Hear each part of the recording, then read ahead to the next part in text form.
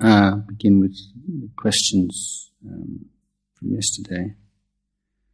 One question is, can you tell me your story about decision to be monk rather than ordinary man?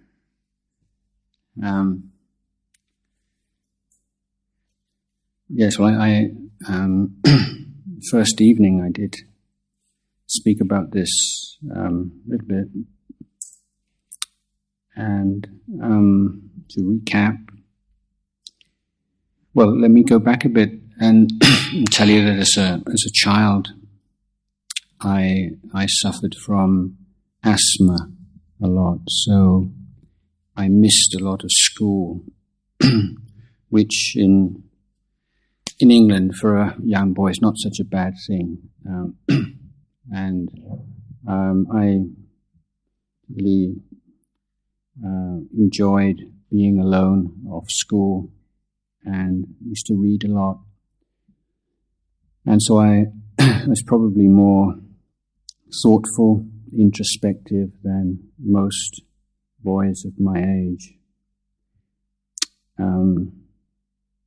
As I also mentioned, I didn't have any sense of connection or faith or confidence in teachings of Christianity. They didn't make sense to me at all, and rejected them from a very early age.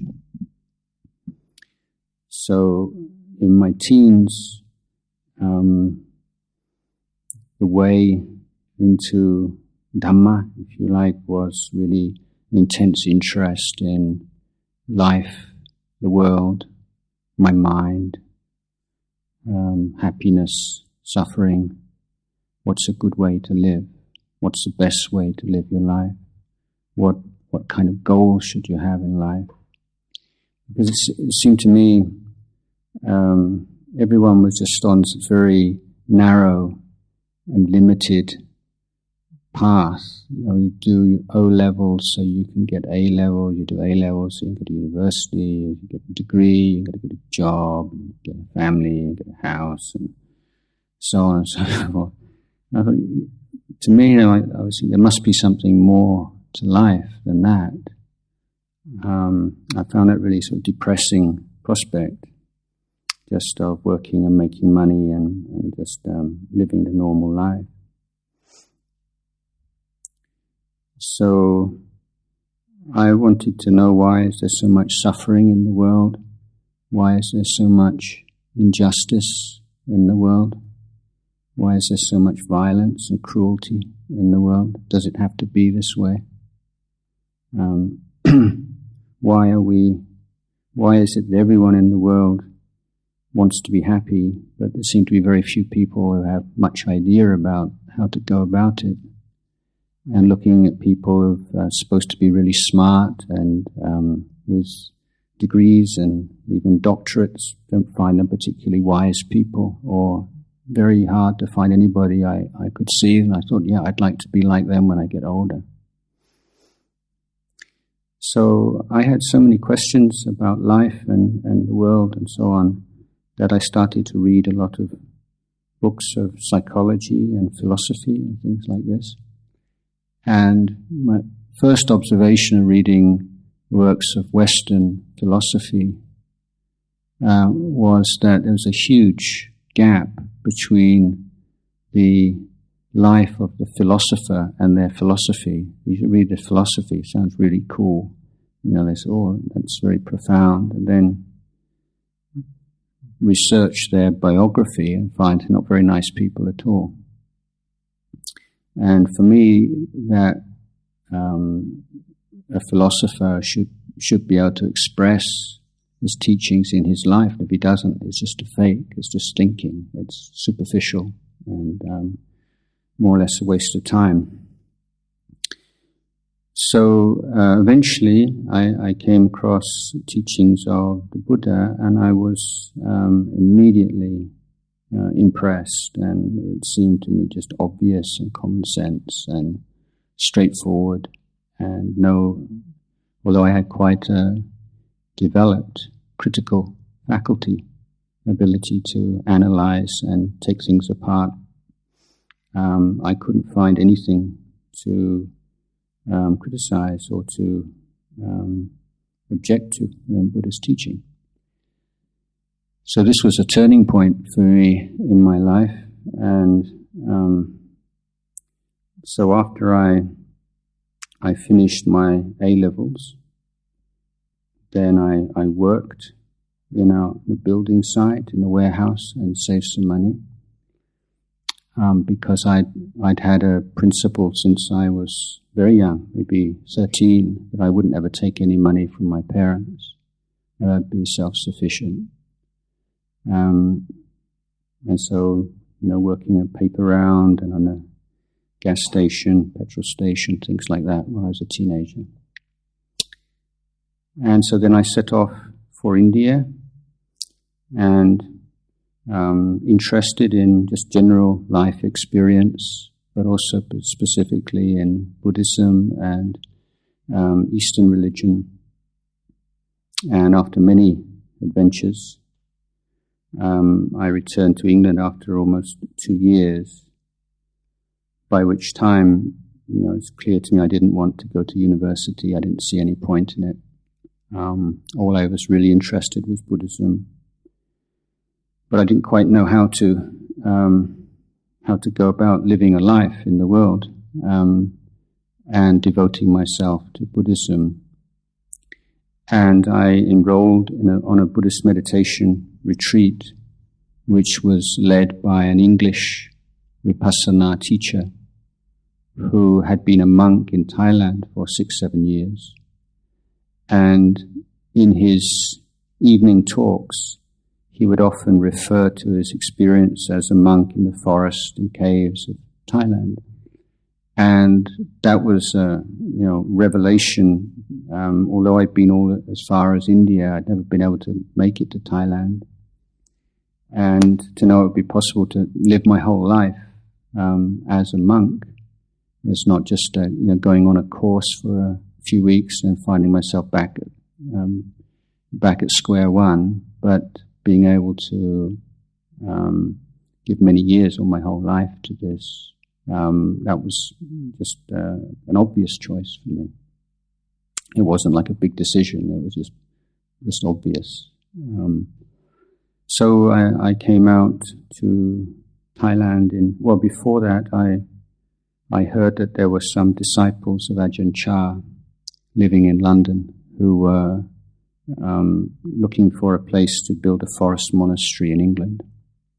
And I went and lived with that community under Ajahn Sumedho for a few months, the Pansa of 1978. And then following that in November of 1978, and I came to Thailand and went to Boon and became disciple of Ajahn Chah. So that's more or less what led up to becoming a monk. What kind of happiness we found? We have been bored.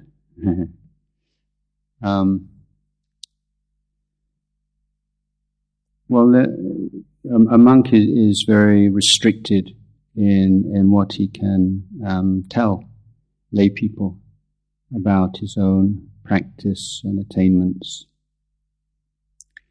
But I would say that right from the beginning, there are so many things that made me happy. Right from just the first year or more, sort of struggling to adapt and to the climate and to the lifestyle and so on. And in the late 70s, early 80s, conditions in northeast Thailand were very primitive, very difficult physically. And while I've been a monk, I think I've had every kind of fever going. Malaria and typhus and typhoid and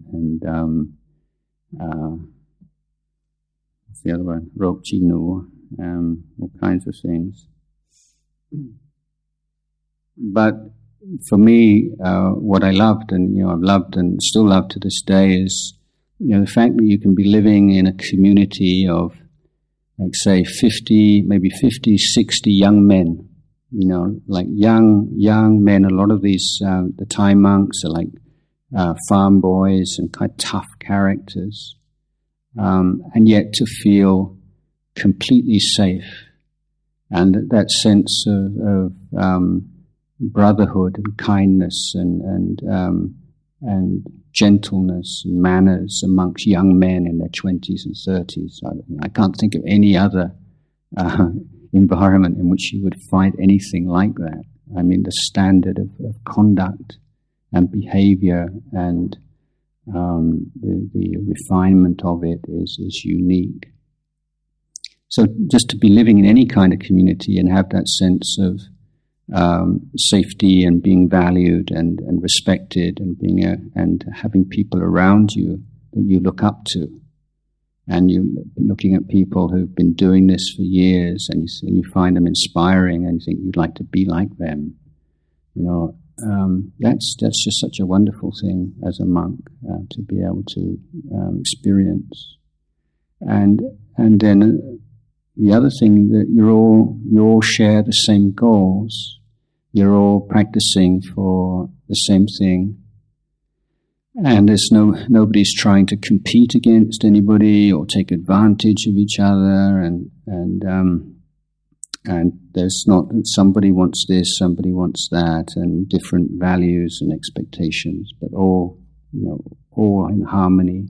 So there's a harmony of conduct and a harmony of aspiration or view or understanding of life. So even before you get onto all the happiness that arises from leading a good life and from keeping precepts and from practicing meditation and the more increasingly refined kinds of happiness, even the basic level of living in a virtuous community is already a wonderful thing. I think to give some idea, then observe. It's very important to observe in your mind the way in which defilements make you unhappy, and the way when you feel really happy, not just sort of excited or stimulated, but that real sense of inner pure kind of happiness is dependent on the absence of defilement. Then you can begin to appreciate the kind of happiness that arises in the life of a long-term meditator or a monk or a nun. So you see how constantly your own greed and discontent and jealousy and anger and so on, these are the things that prevent you from being happy in life more than anything else. And the only, I think, intelligent way to seek for happiness in life must involve, on one level or another, taking on these defilements and seeking to overcome them. Because whatever worldly accomplishments you have, if it's not accompanied by, balanced by this inner spiritual endeavor, it'll always be hollow. You'll always be having the feeling, I thought it would be more than this. You look at some kind of standard of living or having some kind of possession or being well known, famous even in society, all these things, and they seem so fantastic. And then again, people who do get these things, there's this sense, I thought it would be more than this. This isn't still quite it. There's still something missing. And this is the essence of the life of an unenlightened person. There's still something not quite right. There's still something missing. And that can only be overcome by, as I say, by working to develop mindfulness, wisdom, compassion, all these virtues, and to deal with defilements.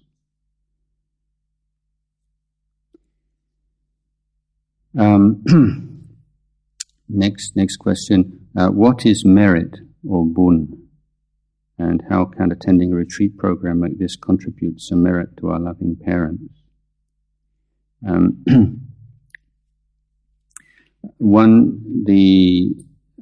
The classic definition of merit found in the scriptures is in Thai, เครื่องชำระ sandhan. So it's something which purifies or uplifts you, something which we could say increases the quality of your life. So, give you an example in the realm of giving. You say, so giving is merit. There's merit involved in giving. Why? In what way? Well, the attachment to material possessions and the worry about them and the craving for them and all the selfishness that comes up in our relation to material world is something that really makes the mind kind of shallow and narrow and immature. So training a mind to find the joy in giving and sharing some part of your wealth and some part of your possession is directly opposing that selfish, stingy attitude. So it's undermining it. It's working to just very gently work away at those negative mental states that arise as someone with possessions, in the life of someone with possessions.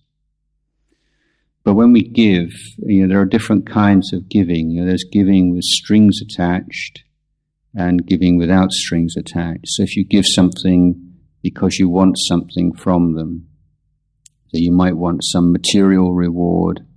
What's in it for me? I'll give you this, but I'm expecting a favor here, or that's not very meritorious. There's not much boon there. Why? Because you look at your mind, there's not that sense of giving and relinquishing, but it's a bargain. It's a business deal. I'm giving you this because I want this. And what you want might be something material, or it might be, I'm giving you this so you'll like me, or so you'll respect me, or so you'll know who I am. So whenever you have some thought of gaining something in return, you can notice that the mental state is very different from when you just give because you see someone suffering and you want to help to alleviate that suffering, or you see something doing something really good in their life or in society, and you want to support that.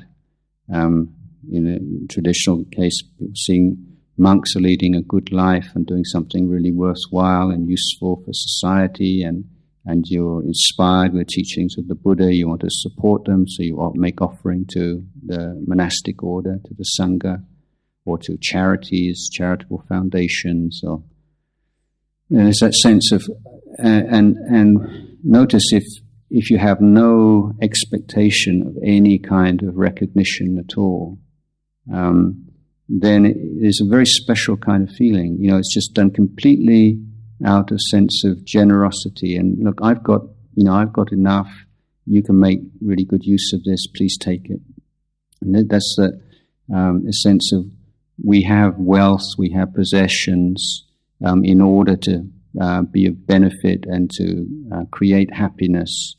And if sometimes we've got more than we need, or some that we can share, then we can create happiness and benefits on a wider scale.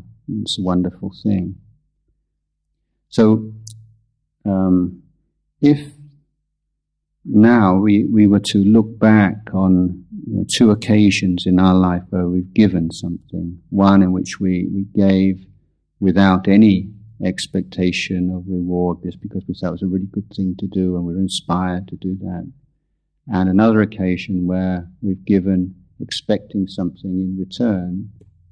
Now, if you try and look at the feeling in your mind when you remember that pure giving and that giving with an expectation, and the feeling is very different. In the sort of business deal kind of giving, you just feel kind of it's nothing.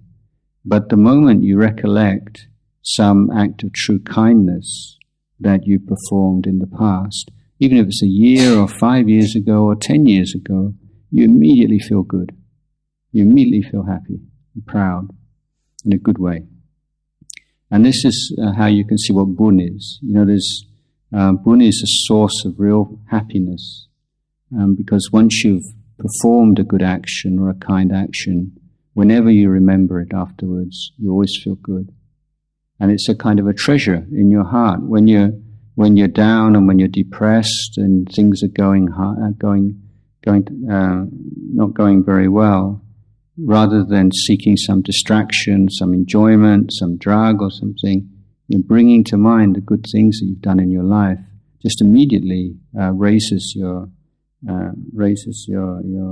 sense of self respect and happiness.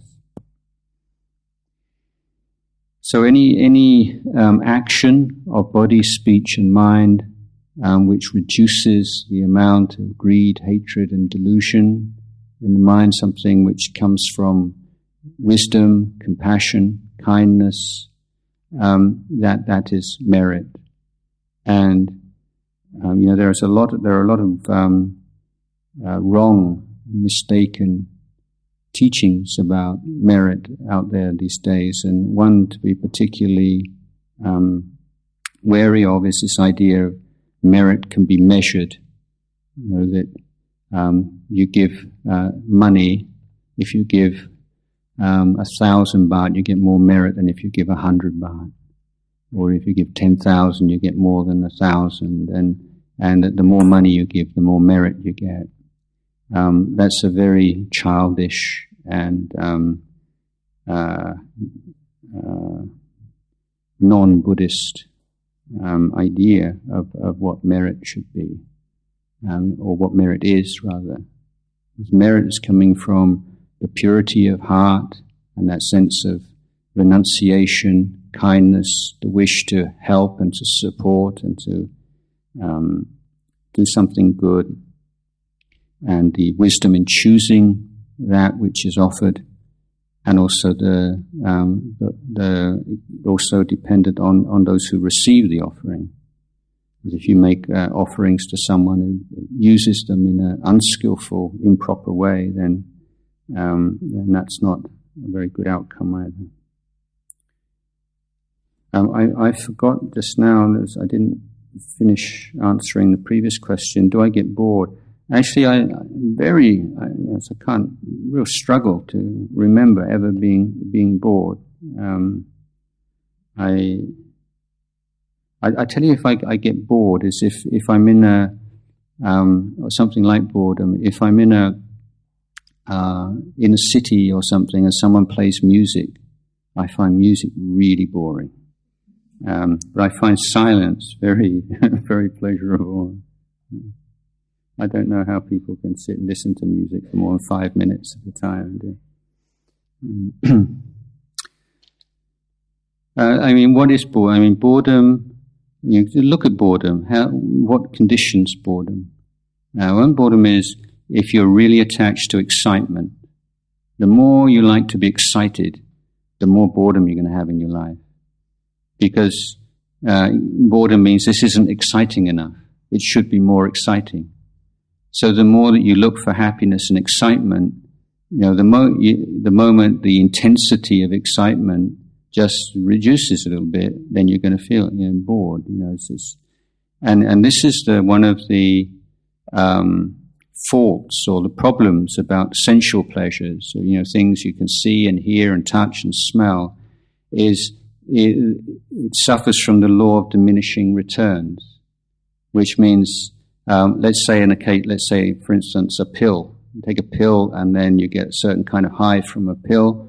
But after a while, one pill's not enough anymore, and you have to increase to 2, and 2's not enough. And to get the same pleasure as you got from 1, not to get twice the pleasure. And you have to get more input to get the same result. And this is true in any kind of sensual pleasure, and in realms of sex and violence and all these things. There's this same kind of law there that you, like in movies and stuff, the amount of gore and bloodshed and incredible kind of spattering of blood everywhere, and it has to be more and more and more and more. So, otherwise you just feel it's boring. Seen all this before. They've been doing this for years. So there's this natural tendency in art, even modern art and everything, to be more outrageous and more, just be so that it's something that's different from something you've seen before. And the fact that it can excite you is a sign of quality. It's sort of something which really makes you stop. Wow, you've never seen that before. That's considered to be sort of like a really good thing. So it's a cycle. The excitement and boredom cycle, and they're not two completely different things. They're one and the same thing. They're two faces of the same thing.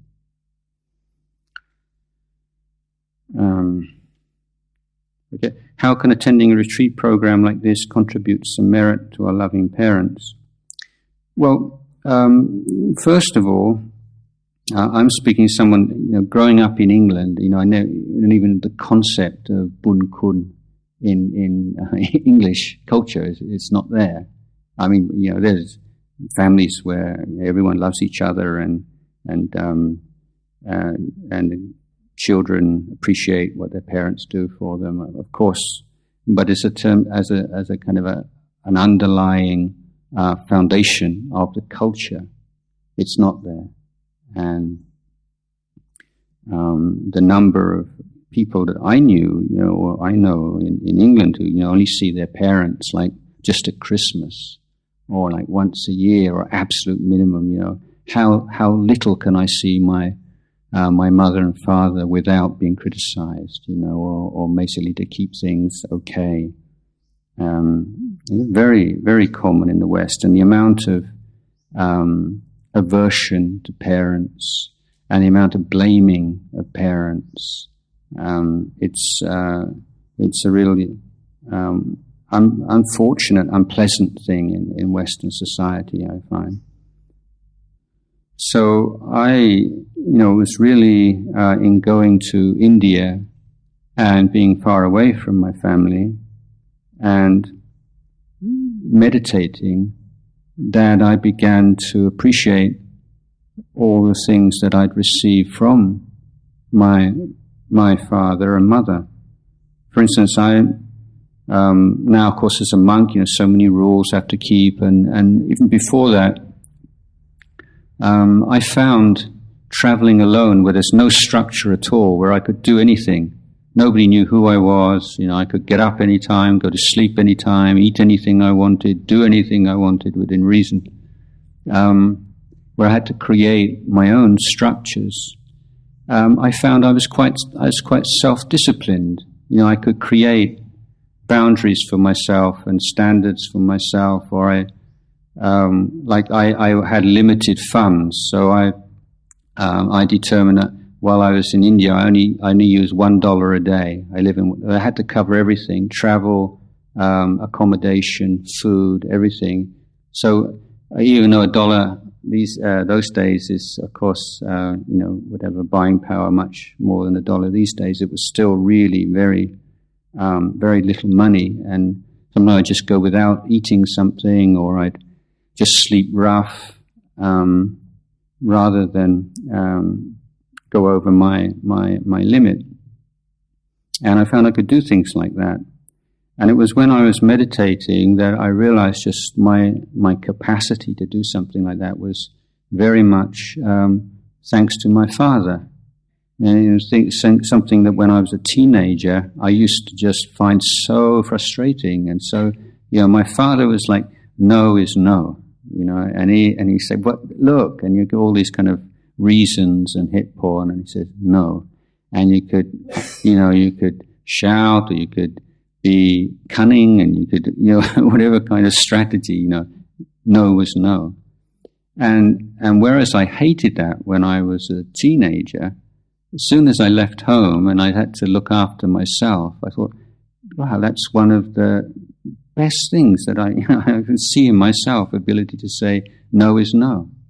And I thought, where does that come? It comes from my dad, And so in meditation, so you're coming in, you're looking at yourself in a lot more kind of objective way at your strong points and your weak points and things that, and you say, actually that comes from my mum, that comes from my dad. And so I think that kind of increased awareness of, all that we have received from our parents comes when you're willing just to spend some time with yourself in a meditation retreat where you're not just hooked into all the social media and all the things you've got to do and places you have to be and so on. And you can just stop and just be with yourself for a little bit. And there's a lot of things that are just below the surface that just come up. And you think, I never really thought about that before. I never really appreciated that before. So also the practice of Dhamma and say the making of merit, is the learning way is to reduce the amount of defilements in your mind and to increase the amount of wholesome dhammas in your mind. So basically, you're becoming, a better person through meditation, and that's going to have a very positive effect, I would hope, on your family life and your relations with your parents. So they would certainly appreciate that. And then we have these practices and ceremonies of sharing of merit. And of course, there are these philosophical questions: how, to what extent can you actually give merit or share merit, and so on. But I think it's just apart from anything else, just a beautiful way of using your mind. Whenever you do something, you get some kind of wholesome, positive happiness. You think of sharing the benefits of that with others, particularly those who are your loved ones, your benefactors, and so on. Okay, I'm going to pass on from that one. I can't because I read something.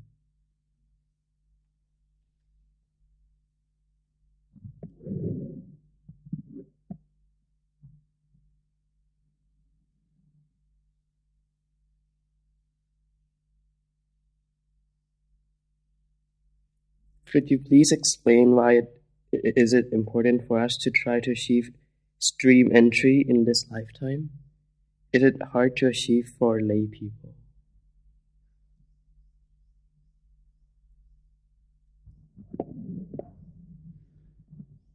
Yes, okay, well, stream entry, for those of you not familiar with this term, is a technical term. It's the English translation of we call Sotapatipon,การบรรลุเป็นพระโสดาบัน. So the Buddha explained enlightenment as it being there are 4 levels. So there's stream entry, and then there's what we call a once returner, or a sakitagami, and a non-returner, anagami, and then the highest level is arahant.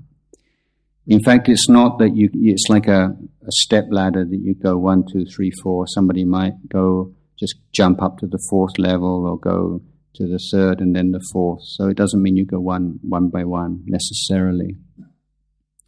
But the first level is very interesting for a number of reasons. This level called stream entra or the stream entry is the first level of enlightenment, and it is the key moment because in the whole of our history in samsara, all these many births, because someone who realizes this level can no longer be reborn in a lower realm. This is a kind of law of nature.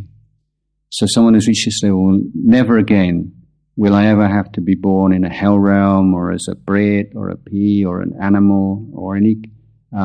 there's only two possibilities, like as a human or as a deva.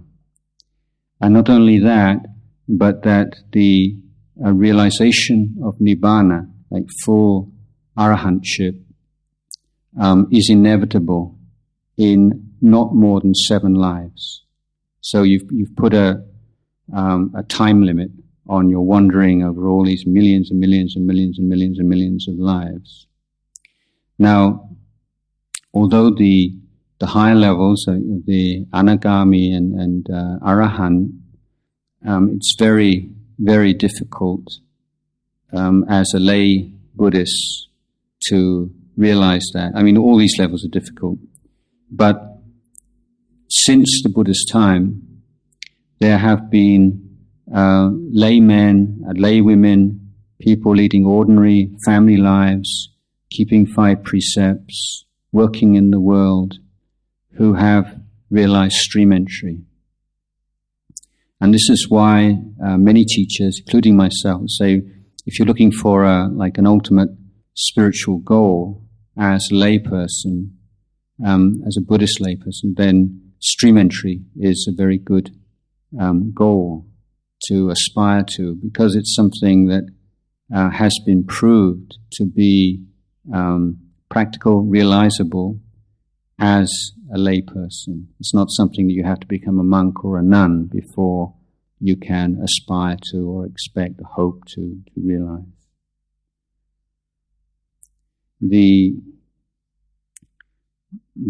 realization of stream entry is dependent on the abandonment or letting go of certain key defilements, and the most important of which is the view, the attitude of the body and the mind as being self or belonging to self, and that view cannot be overturned or destroyed through samadhi, only through wisdom or vipassana, which sees the impermanence, the ultimate unsatisfactoriness or dukkha, and the anatta of all aspects of the body and mind. And now, simultaneously with the letting go of that view through vipassana, then one also loses any doubt in the Buddha's teaching, because you verified it now through your own experience.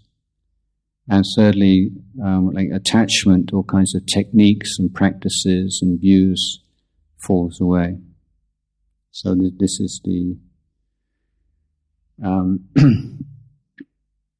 realization of stream entry. I have this question is in Thai. แม่ดุลูกบาปหรือเปล่า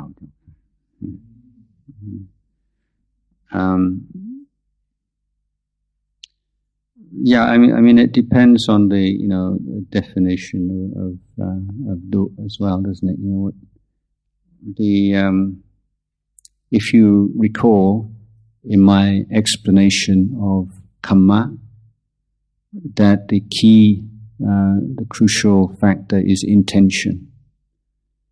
So, say if the mother's intention is good, then it would not be a bad kamma, because the bad kamma has to have an unwholesome intention behind it. But that, whether or not something is bab is only one consideration. Because when mother, father, or anyone is trying to teach someone or trying to change someone's behavior, then we need wisdom. So sometimes, in some particular cases, speaking a little bit strongly, might be just the right thing that's needed. But otherwise, other times it might not be. So the Buddha is saying we have to be very thoughtful in choosing the right time and place to talk about difficult things. If we speak about something that's very important and we have good reasons on our side, but we talk about them in the wrong time, at the wrong time, in the wrong place, then things might get worse rather than better. And skill in the way we speak to each other and the communication skills, this is so important to develop. These don't just arise naturally. It's not like even if you meditate, it doesn't necessarily mean you'll be a good communicator. There are particular skills that need to be developed, wisdom. And the 5 factors of what we call good speech. 1, you speak things that are true. Don't lie, don't exaggerate, don't change things. Speak things which are not only true but are useful. Speak at the right time and place. And speak making sure that your intention is good. You have metta and goodwill towards the person. You're not trying to have some kind of victory over them and prove that you're better than they are. They don't. You're right, they're wrong, etc. And lastly, to be polite. The whole area of manners is a really I think culturally it's an interesting one. You see, I take my country, where I was born, at least, England. Before, English people have this reputation for really good manners, okay, and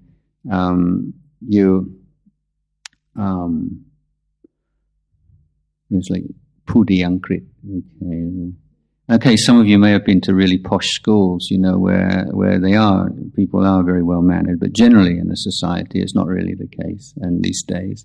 And one of the reasons is that manners, I think, became seen as part of the class system in England.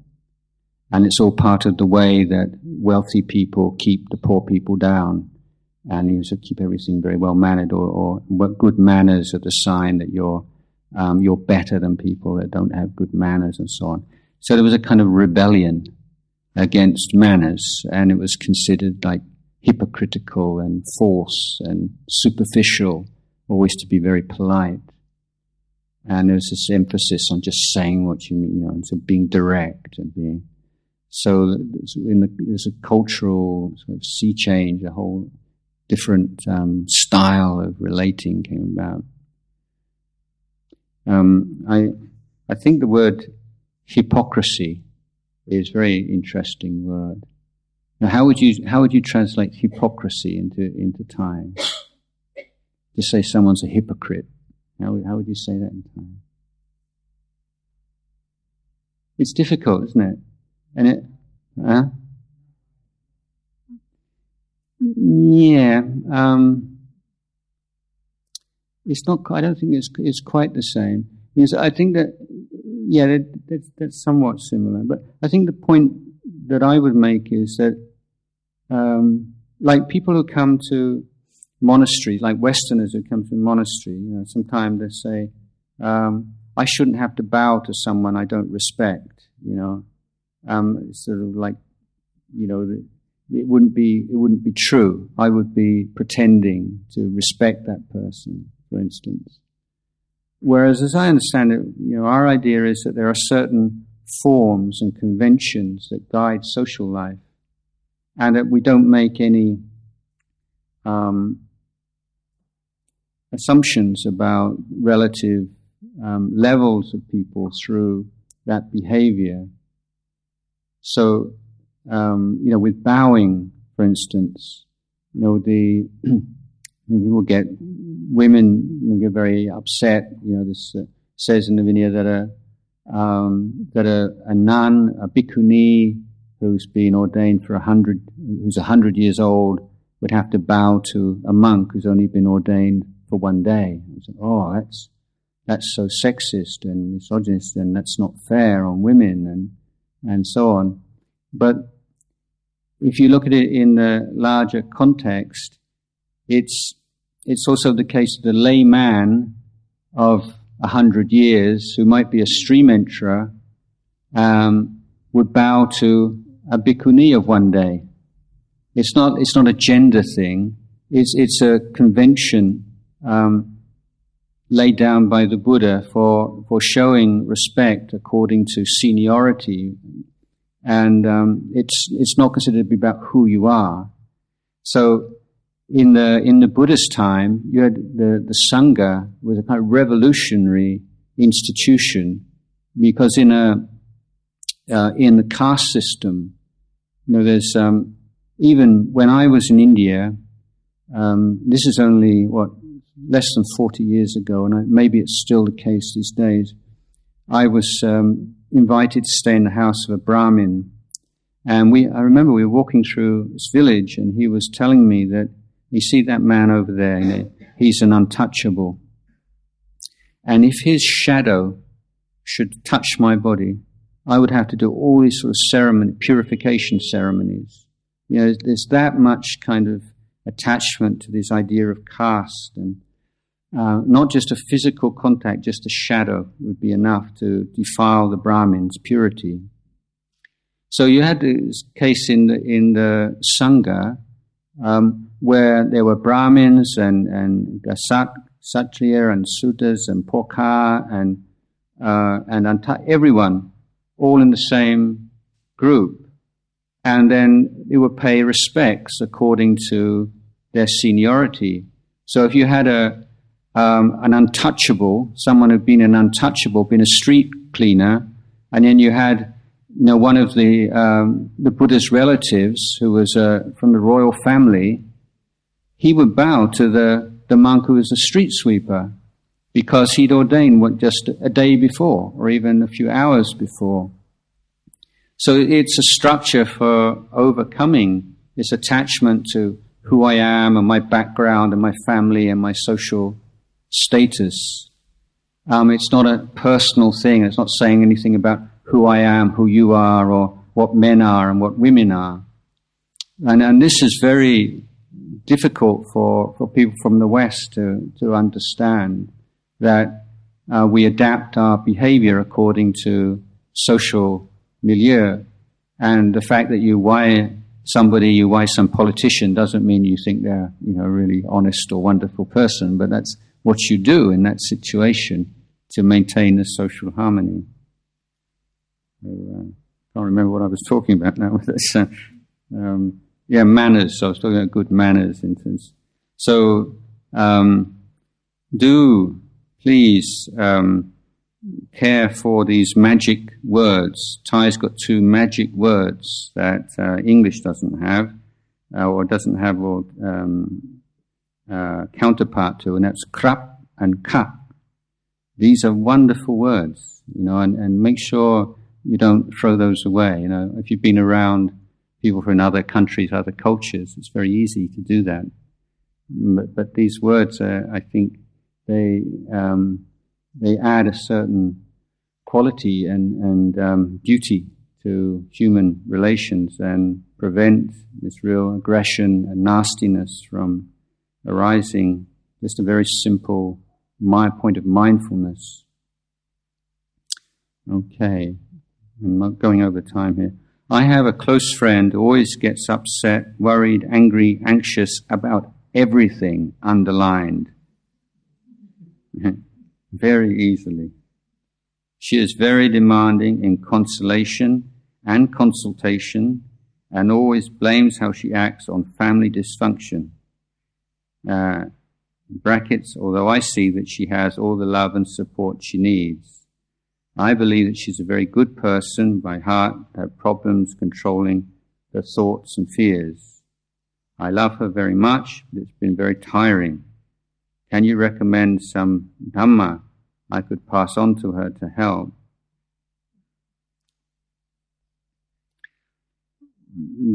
This is, if it's really at a certain level, sometimes somebody needs therapy and counseling.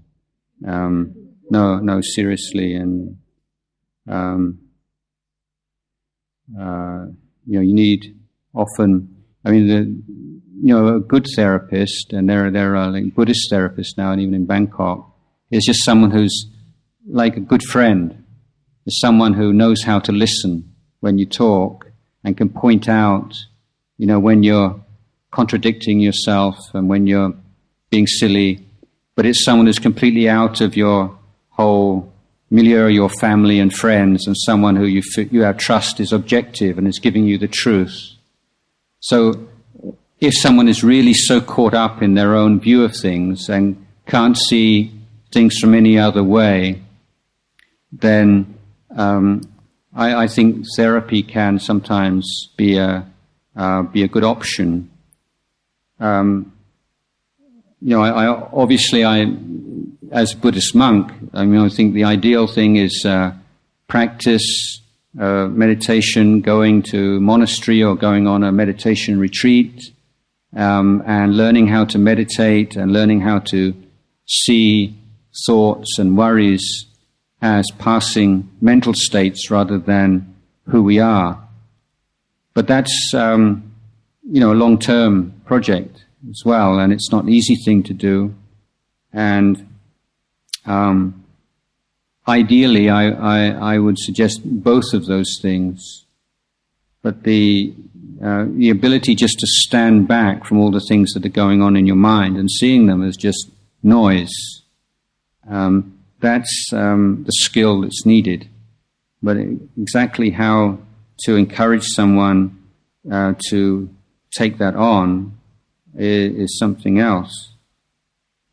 But if someone really starts to suffer from this, and really, you see, before anyone will change, they have to acknowledge that they have a problem. And for many people, it's a really difficult one before they accept that, they do have a problem that needs dealing with. So that's the first thing, to see that all this upset, worry, anger, anxiety is not necessary. It's not something that's happening to you. It's something that you're doing. You are doing this, and you can stop doing it. It's not that I'm angry because of that person, this person. I'm anxious because this might happen and that might happen. I'm really upset at what he did and what she did. Those are only triggers, or only things that can encourage you to.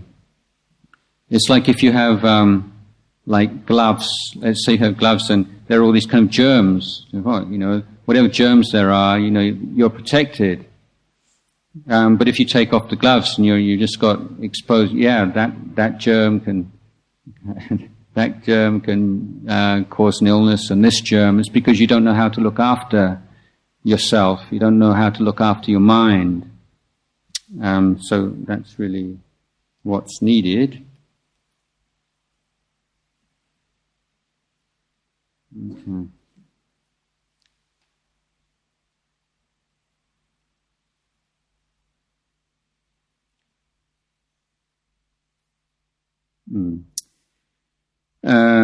I would like to hear your view on purpose of life.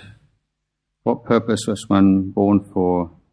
Purpose of life is different from person to person.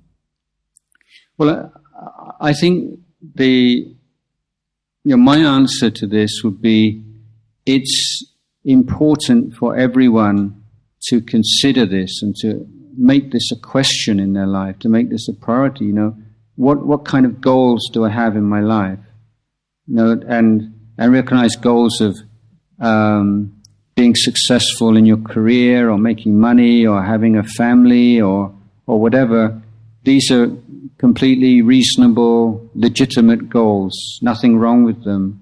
But you also, I would suggest, need some spiritual goal as well. And so what would that be? That's something for each person to really consider, and what kind of priority you give it. And how important you consider it to be. I've made various points already that any truly fulfilling life demands a training and an education of how we act, how we speak, how we think, and an education of our emotions. And that without that, we're unlikely to find any happiness in whatever way of life we choose.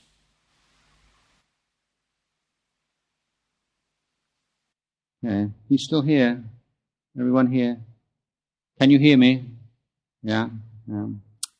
What is your view on supernatural stuff? Ghosts, sorcery, exorcism, etc.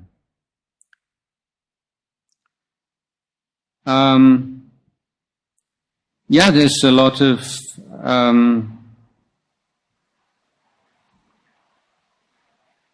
there are a lot of experiences and realms of being which are not accessible to most people. And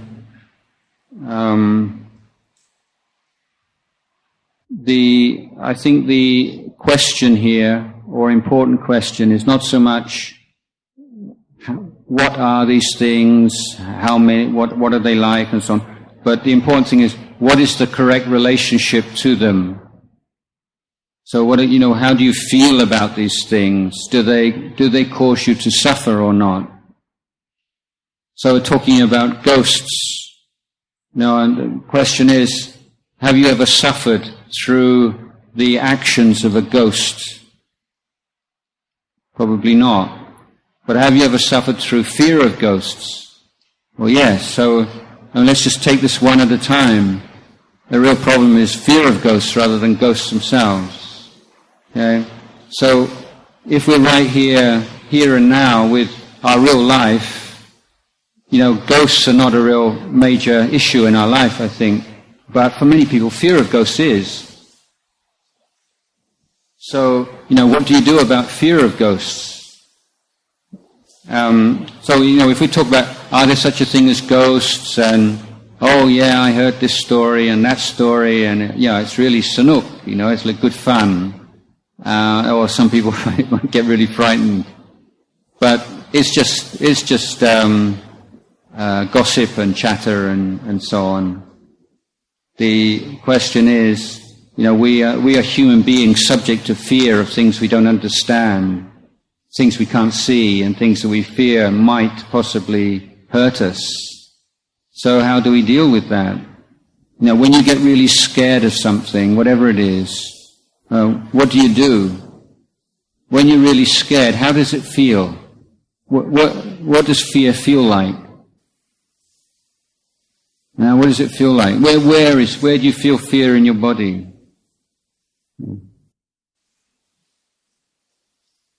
You don't know.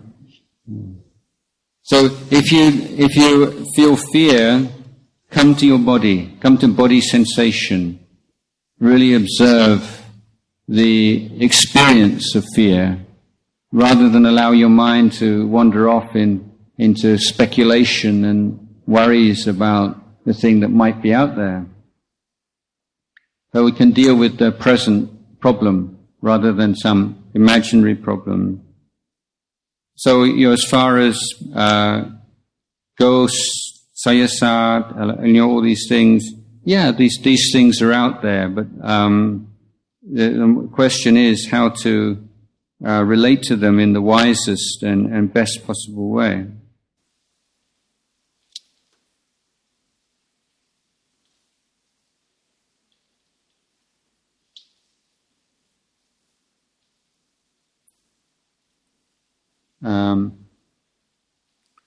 There's a question about different religions. Can different religions coexist? Some believe in different religions can be contradictory. For instance, one of Islamic teachings states if you do not believe in Islamic God, you'll be in hell after death. And Christianity says you only believe you have to believe in God, you go to heaven. Christianity, you die and then you either go to heaven or hell, and Buddhism, you die, you heaven, hell, you're reborn. Well, I mean, there are all these different religions in the world. My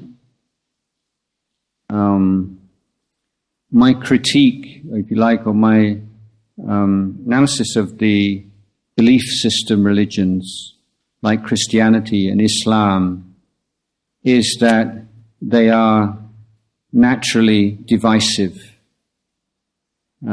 because they're based upon certain unique beliefs.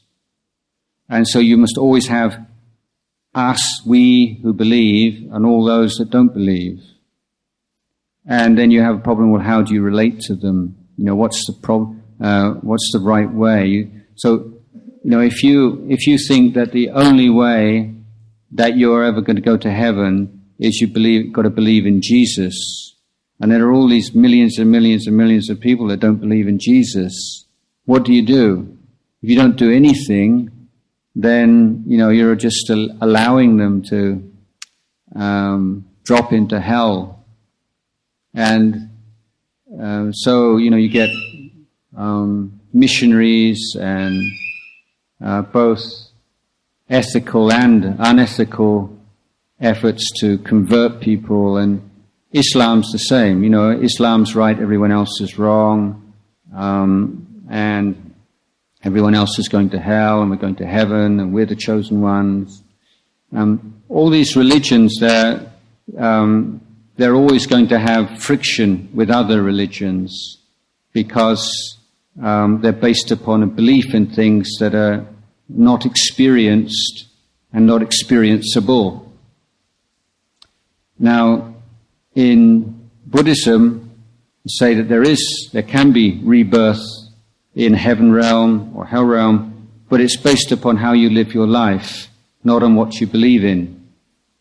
So if you're someone who is honest and kind and generous and compassionate, so on, whether you're a Muslim or a Christian or a Hindu, it doesn't really matter. What matters is how you live your life and the way you treat your fellow human being. So we could say, for that reason, Buddhism is like universal religion because it's taking universal human qualities as the key determinant of rebirth rather than some belief. Nevertheless,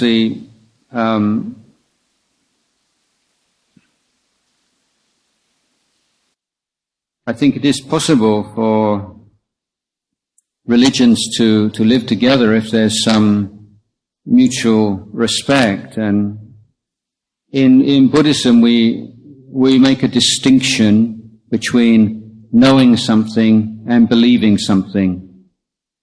It's obvious, isn't it, that human beings are capable of believing 100% in things that are not true.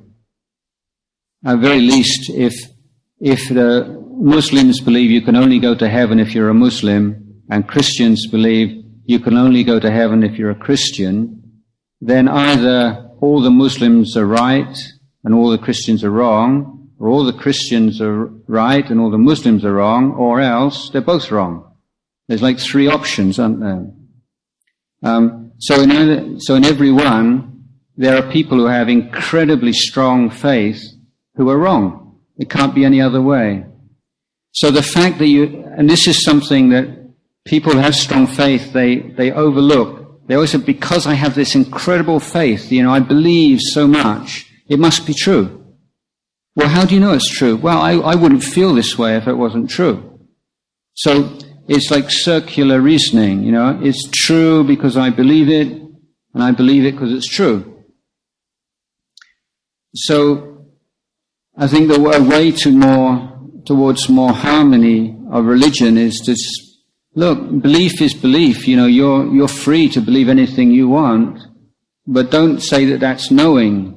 You may believe that Jesus died to save you, purify your sins, but you don't know that. It's a belief, isn't it? You may believe that Muhammad is the only prophet of God, but you don't know that. It's a belief taken from your book.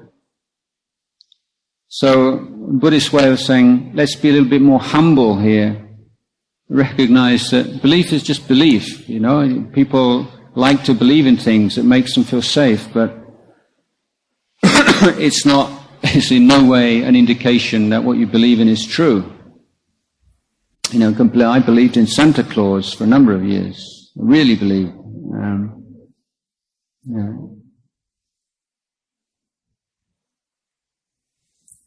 Okay. Okay, so we've gone over time,